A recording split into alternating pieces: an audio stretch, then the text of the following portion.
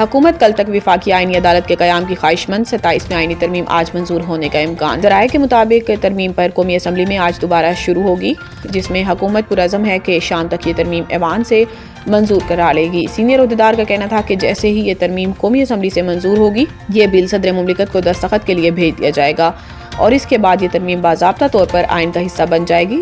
جیسے ہی آئینی عمل مکمل ہوگا، حکومت کا ارادہ ہے کہ جمعرات کو ہی وفاقی آئینی عدالت کے ججوں کی تقریب حلف برداری منعقد کی جائے، جس سے باضابطہ طور پر ایک نئی عدالت قائم ہو جائے گی۔ ذرائع نے انکشاف کیا کہ حکومت نے اس نئی عدالت کے چیف جسٹس اور دیگر ججوں کے تقرر کے حوالے سے بنیادی کام مکمل کر لیا ہے۔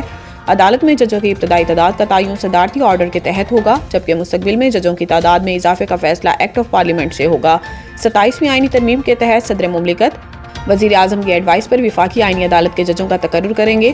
سینٹ پاکستان پیر کو 27ویں آئینی ترمیم منظور کر چکی ہے، جبکہ آج قومی اسمبلی سے اس کی منظوری اس پر فوری عمل درآمد کی راہ ہموار کر دے گی اور جمعرات تک باضابطہ طور پر وفاقی آئینی عدالت قائم ہو جائے گی۔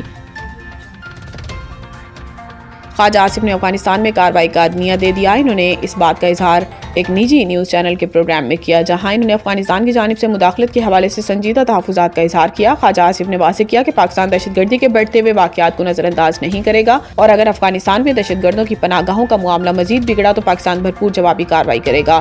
افغان طالبان کی جانب سے دہشت گردوں کی پناہ گاہوں پر مبینہ خاموشی کے بارے میں بات کرتے ہوئے خواجہ آصف نے کہا کہ افغان طالبان کی مذمت یا افسوس کا اظہار محض لفظوں تک محدود ہے، یہ سچائی کا ثبوت نہیں۔ انہوں نے مزید کہا کہ افغان طالبان کی پناہ گاہوں سے دہشت گرد ہمارے خلاف مسلسل حملے کر رہے ہیں۔ وزیر دفاع نے مزید کہا کہ حالیہ دہشت گردی کے واقعات میں زیادہ تر افغان دہشت گرد ملوث ہیں اور پاکستان میں دہشت گردوں کی کوئی پناہ گاہیں نہیں۔ وزیر دفاع نے مزید کہا کہ ہم بھارت کے حوالے سے ہمیشہ ہائی الرٹ پر ہیں اور اس کے عزائم کو جانچ کر جواب دینے کی تیاری رکھتے ہیں۔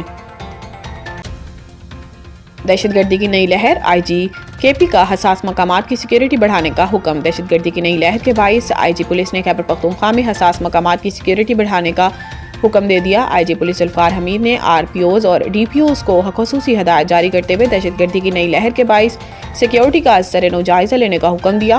انہوں نے جوڈیشل کمپلیکسز اور ہائی کورٹ کا ازسرنو آڈٹ کرنے کا حکم بھی دیا، جبکہ تعلیمی اداروں اور پولیس ٹریننگ سینٹرز کی سیکیورٹی بڑھانے کی ہدایت بھی کی۔ آئی جی پولیس کا کہنا تھا کہ داخلی اور خارجی راستوں پر چیک پوسٹ کے قیام کا حکم دے دیا گیا ہے۔ واضح رہے کہ گزشتہ روز اسلام آباد کچہری کے باہر خودکش دھماکے میں 12 افراد شہید اور 30 زخمی ہو گئے تھے۔ خودکش بمبار کا اثر سڑک پر پڑا ہوا ملا تھا۔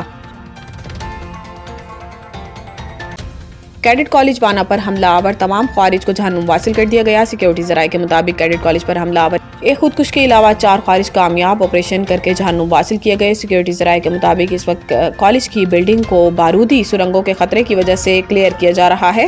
سیکیورٹی ذرائع نے بتایا ہے کہ کیڈٹ کالج پر حملے کے وقت 525 کیڈٹ سمیت تقریباً 650 افراد موجود تھے۔ سیکیورٹی ذرائع کا کہنا ہے کہ افغان خارج کی کالج میں موجودگی اور کیڈٹس کی جانوں کی حفاظت کے پیش نظر آپریشن نہایت احتیاط اور حکمت عملی سے کیا گیا۔ خیال رہے کہ گزشتہ روز افغان خارج نے کالج کے مرکزی گیٹ سے بارود سے بھری گاڑی ٹکرا دی تھی۔ دھماکے سے کالج کا مرکزی گیٹ گر گیا اور قریبی عمارتوں کو بھی نقصان پہنچا ہے۔